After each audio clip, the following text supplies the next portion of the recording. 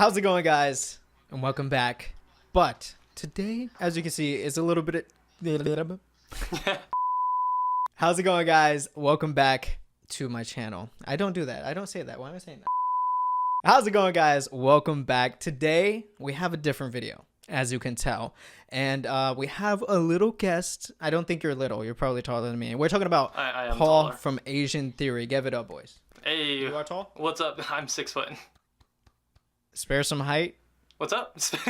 Alright guys, so my name's Paul. I have a channel called The Asian Theory, and a lot of what I do is I make a lot of K-pop videos, ranking videos, you know, like the top girl groups, the top boy groups, that kind of stuff. But I also do a lot of videos about Asian culture, Asian history, and just popular things in Asian entertainment. So if you like Nathan's channel, chances are you're probably gonna like my channel. So if you don't mind, subscribe. But today, we're talking about the next big thing in K-pop, girl group edition. We have our top 3 picks, 2 of which is an obvious choice. But our third pick is what we call the dark horse or underdog pick. A group that, you know, may have that viral moment or have that hit that just brings them to the top of the K-pop food chain. All right, so let's get started. This is my first pick, an obvious one as we described, but it may not be that obvious. I'm talking about a group,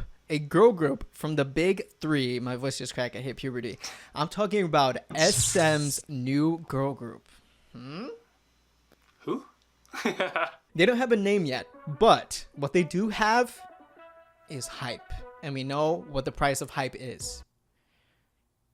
Free 99. So the thing is, we don't know much about SM's new girl group, and it's kind of a weird choice for me to make, but you kind of can't go wrong with the top big 3 choice, you know, a group coming out of the big 3. The thing is, SM likes to keep their trainees secret unless, you know, they're a part of like SM rookies. But the rumor is that they lost some of their big known names in the, you know, the group that is rumored to be this new girl group.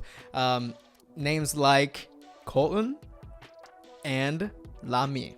Ring a bell? Not for me. But they were well-known faces and kind of rumored to be like the visuals of the group. But it turns out that they might have left because they created their own social media. And if you didn't know, SM, like I said, like to keep their idols secret. And they probably wouldn't allow them to create their own personal, you know, social media accounts. And it's kind of a sign that maybe those idols or trainees left already. We really don't know who is going to be in this girl group, but what we do know is that SM plans to debut them this year, 2020, and that's it. There's virtually nothing that we know about SM's new girl group yet, but I mean, it's SM, so there's no way they can do wrong. I mean, has SM ever made a bad girl group in the history of SM? I mean, we got Girls' Generation, FX, and of course Red Velvet, you know, all of which have been amazing girl groups. And I'm kind of excited to see, you know, what SM has to offer with a new girl group. I mean, it's been what, 5 years since Red Velvet came out? 6 years? Doesn't feel like it. And obviously Red Velvet has had an amazing run. And if SM can keep up that momentum that they've had with Red Velvet, you know, the new girl group is obviously going to be very successful. I hate to like put them as my first pick without, you know, we can't really say much about it, but hey, let me know if you got any ideas, you guys watching. Let me know down in the comments if you know anything about this girl group. Ooh, I'm excited. All right, guys. So I guess it's my turn for my first pick. So Who is it? So for my first pick, I'm going to have to go with the girls of the month, LOONA. I mean, wait a minute. 사랑해, LOONA. Sorry. Cut that out. I don't even know where to start. I mean, obviously, LOONA is one of the most hyped groups right now. You know, LOONA is just a ticking time bomb waiting to explode, waiting to take over the world. LOONA just has so much going for them. They're so unique. You know, they got that unique sound. They have that unique lore about them. They just had a comeback, and it was estimated that they had So what? So, you know, Sorry, it was estimated that they had pre-sale numbers of 100,000 sales. I don't know how accurate that is. My guess is probably a lot lower than that. When I went to KCON LA last year, you could just see how hyped LOONA was. I feel like out of all the groups that was there at KCON LA that year, LOONA was definitely the main act. You know, everywhere they went, people were chanting LOONA. They had crowds that were following them. Everyone was in love with them. And I mean, it's easy to see why. They got the visuals, they got the dance, they got the vocals, they got that interesting backstory, and they got that unique background. I remember I was reading an article a while back, and a lot of people were making comparisons of LOONA to BTS. They got that whole aspect about them, how they were, I guess, neglected by the media at first, but now like that they've started making waves, you know, the media is going crazy about them. And then obviously, you know, they have that crazy fandom, which is almost like a religion. It's almost like a cult, where the fan base almost worships the group, you know, where they have the armies worshiping BTS, and you have orbits that are going crazy about LOONA. And, you know, it's almost not healthy. While it is flattering to say that LOONA could be the female BTS or could be the next BTS, I don't really want LOONA to be known as the next BTS. I want LOONA to be the first LOONA.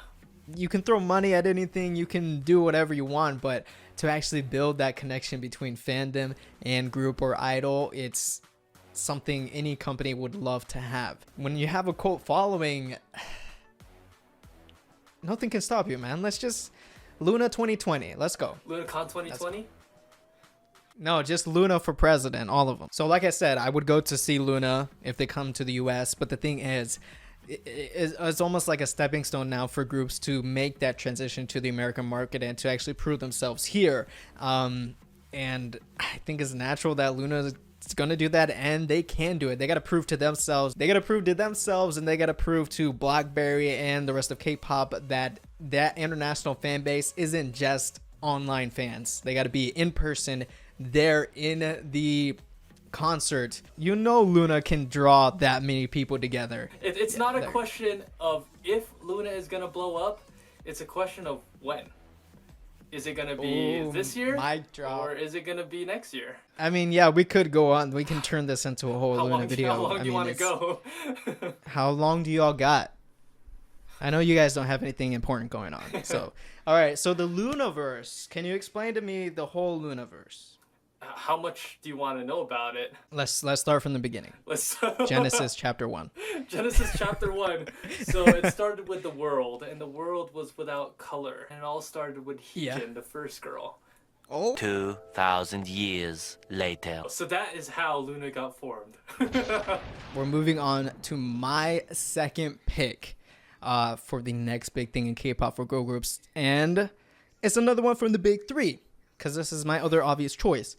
We are talking about, oh man, I see that I'm ITZY. It's different. ITZY. ITZY's the obvious choice. Anyone can make this choice. You guys saw this coming already, but I gotta vouch for it. So, big three, JYP, the second girl group coming after TWICE. Yes, they're gonna be successful. Yes, I'm gonna love them. Come on, you know me. You guys know me. But did you know? Check my notes here.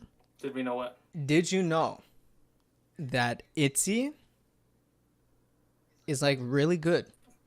Everyone was a bit stunned or confused about what to make of ITZY, you know. Even me, you know, slowly it grows on you like a tumor, and then you fall in love with them. It happens to everybody.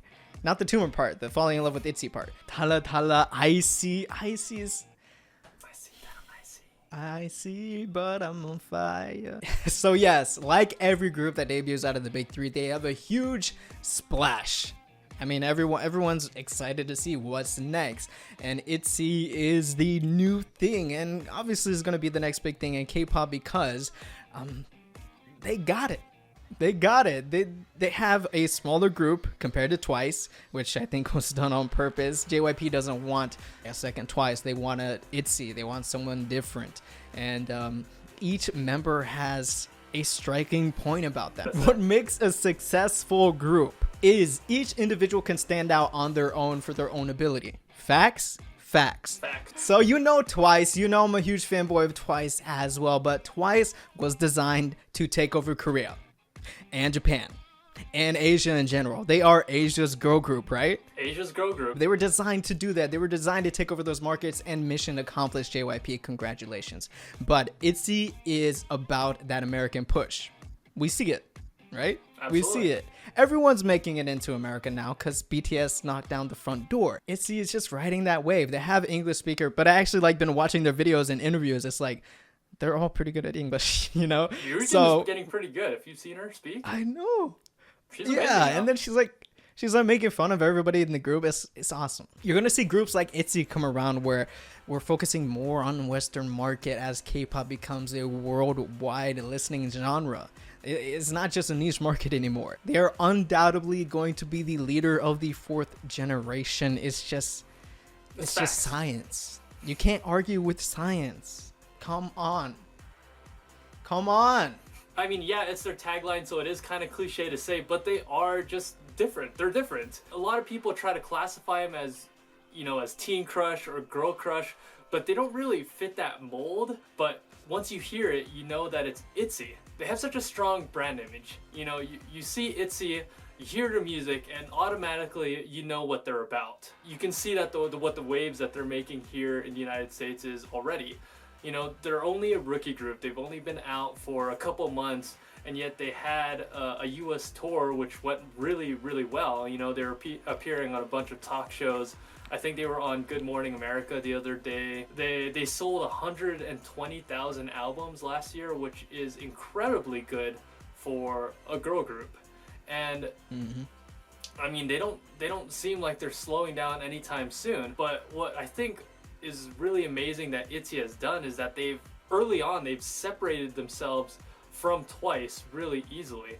You know, from a marketing standpoint, you're not really gonna see ITZY eating up the same market share and the same audience that Twice is taking up. You know that meme that I'm doing? JYP smart. JYP knows they know what they're doing. All right, guys. So for my second choice, I am gonna go with GI-DLE, or for my Korean friends, I-DLE, or as Nathan likes to say it, gidle. It sounds like something McDonald's would come up with. A McGidle. But anyways. So, I mean, ever since I-DLE came out with Latata and Han, they have immediately been in the forefront of the girl crush industry.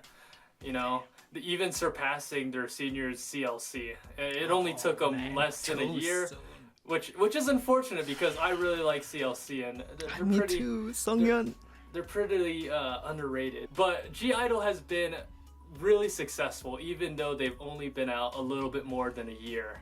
You know, they had that whole stint with League of Legends where they came out with just like an international hit. You know, it got thousands of people converted to K-pop just from that one song.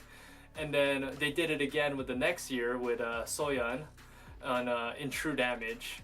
And then, you know, everywhere they've been making success. You know, they came out and were on the program Queendom, which they did very well with. Ooh, I'm lying, I'm a queen. Just recently, they announced a world tour. You know, this is a group that is a little bit older than a year, and they're coming out with a world tour. And check this out. For a girl group, they have 32 cities, which is insane. I don't think I've ever seen a girl group that new hit a world tour with that many stops. I mean, not even Twice has done that. Last year, they had 19 stops in their world tour. I can't even think of another group that's hit 32 stops. Maybe Girls' Generation in their heyday.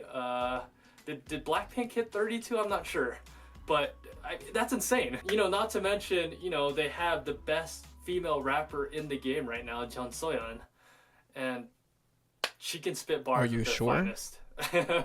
I'm willing to put money on that she is the best female rapper in K-pop right now. Okay, good, because I agree. Does anyone want to take me up on that offer? I mean, I still listen to Up on the Jelly. Up on the Jelly. It's interesting that Coming from Cube, who historically, like, they made some great groups, but they also had their own trips and stumbles along the way, you know, letting Hyuna go, letting I-DLE go, conflicts with, if you remember back in the day, Beast. They are the definition of the monster rookie. If you look up in the dictionary, boom, they're set. They're set for life. Now, will Cube mess up again? We'll just have to wait and see. Are they gonna pull another cube? I mean, are they gonna pull another pentagon? Are they gonna pull a cube? That should be the definition too. Actually, there's so many companies that messed up. Are they gonna pull a YG? Are they gonna pull a Cube? Or are they gonna pull a TS Entertainment? Pristin? All right, we're on to the dark horse picks, and my dark horse pick is the dark horse of K-pop. It probably could have that title. We're talking about Dreamcatcher. Oh, Dreamcatcher. Dreamcatcher, as far as a group, they brought back that horror concept that VIXX, you know, trademarked way back in the day. Although it feels like way back in the day. But Dreamcatcher brought it back, made it their own, and ran with it, and they got a following because of it. They were able to stand out from everyone else at a time when everyone was focused on the girl crush and, you know, all this stuff like that. But they did it differently, and I commend them for that, you know, to try something different opposed to what everyone else is doing. It's you don't see that often, especially now in K-pop. They feel like a complete package. Their marketing is fantastic. When you think of Dreamcatcher, it fits. The sound fits, the look fits, the name fits, the members fit. Since Paul's got the numbers, I also got numbers. Although it's not real numbers, but Dreamcatcher, along with ATEEZ, is one of the fastest rising K-pop groups right now as far as followers on social media, views on YouTube, and jump on the bandwagon now because they're my dark horse pick for the next big thing in K-pop.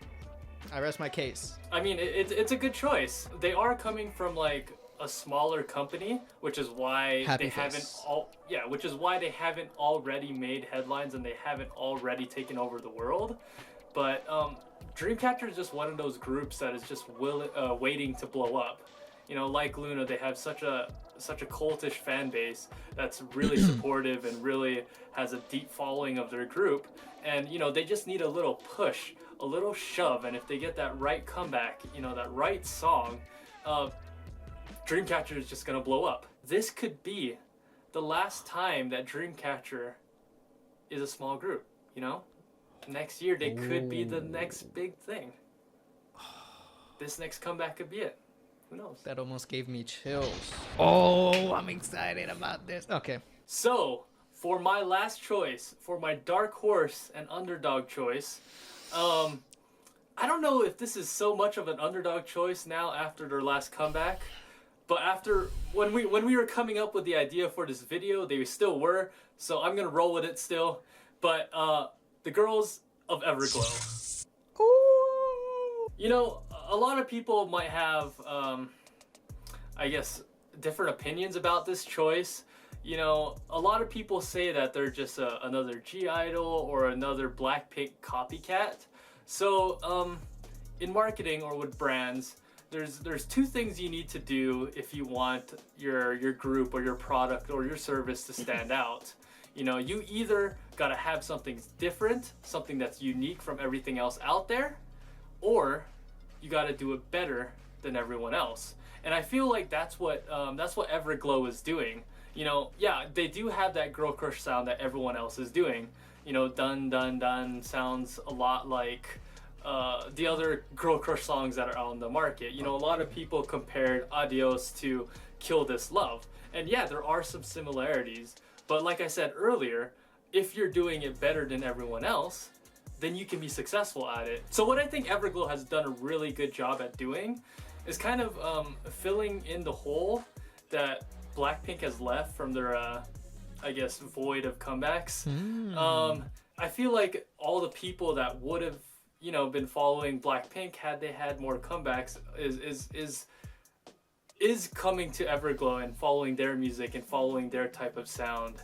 So I think that Everglow has done a really good job as establishing them as a strong girl crush player in the K-pop industry. Oh, I never thought about that. It's like the BAP fans that were waiting for BAP to like come back, and then they just went to BTS. Oh. I guess, kind of. You can sound girl crush. You can look girl crush. You can feel girl crush. But that sounded weird. But Everglow has that all in one. Like, their complete package. Mia. Did you not see the jump out of the air, like Spartan jump, and then The Spartan jump. damn, man, like I think the trend that you get to see when we're talking about the groups we picked here is that these groups are phenomenal, inevitable, abominable, great performers. Phenomenal. And amazing performers and dancers. These are a new breed of idol. And one more thing, you know, obviously they got amazing visuals. You know, they got Yuren, who was voted as the best visual on Produce 48. That's right. And then talking about Produce 48, when ITZY unfortunately does disband, you know, rumors are that Everglow is gonna get Hyuna, which, you know, is an amazing asset and probably, you know, one of the greatest idols of all time. Whoa, where'd that come from? It's Yena, dude. I know she's amazing. She reminds me of like Taeyeon, which is my ultimate bias from Twice. Like, she can do it all. Yeah, she's just such a great all-rounder, you know? She can rap, she can dance, she can sing. And what I like is... And the visuals. Yes. And what I like is that you need someone in the group that can be the representation of the group and bring life to the group as far as variety shows and radio shows. She's so good. She's so funny and she's so good. What was the audition for Produce when she was in front of all the old guys and she was like with the you didn't see that clip? She was like opening a bottle of soju, like, and then yeah. She was born to be like on camera, like that personality. Damn, man. She's not even in the group yet. Okay. No, it's just a rumor, so we gotta make it happen. I got too excited now. I'm gonna get my hope. My dreams are gonna be crushed if it doesn't happen. Everglow is just becoming one of those groups that people can easily fall in love with and easily become a fan of. Like, there isn't that much of a barrier to cross, you know? There isn't that huge backstory line that you have to learn. There isn't none of that. It's just, you like them, you're in. Boom. Easy. Yo, this was fun. This was honestly really fun. Especially when it's girl groups, you know? We're biased here. Come on. I love all groups equally. Oh, yeah, me too. Come on. Look. Icon, winner, Monster Egg. Come on. There's no such thing. I don't have a bias. There's no such thing. I give everyone 100% of my love. You don't have an ultimate bias? Not for this video, anyways. Oh, okay. See, Paul's smart. Like, he's trying to be analytical with his videos. It's all straight to the facts, statistics, data, no emotion. Unlike me, you know, I got carried away. Speaking of the boy group one, check out the boy group version of the next big thing in K-pop over on Paul's channel, The Asian Theory. Subscribe over there. Check out that video. You're going to enjoy his videos. Promise you guys, if you guys come and watch a video, you're going to like it. You're going to like it. Consider giving a subscribe. But yeah, thank you again for joining me on the channel, Paul. And it's been a pleasure. It's been so much fun. And we got to do something like this again. What do you guys want to see? Let us know down in the comments. And did you agree with our choices, or did you disagree? Or is there someone out there, a group that you think should have been on this list? Tell us everything down below in the comments. And give this video a like, hit the subscribe button, and that bell for much more. And that's it. Thank you guys again for watching. I'll catch you guys in the next one. Wait. Oh, what? Annyeong. Annyeong. Boo. He knows. He knows. I told you we didn't reshoot this video or anything. Not at all. Okay.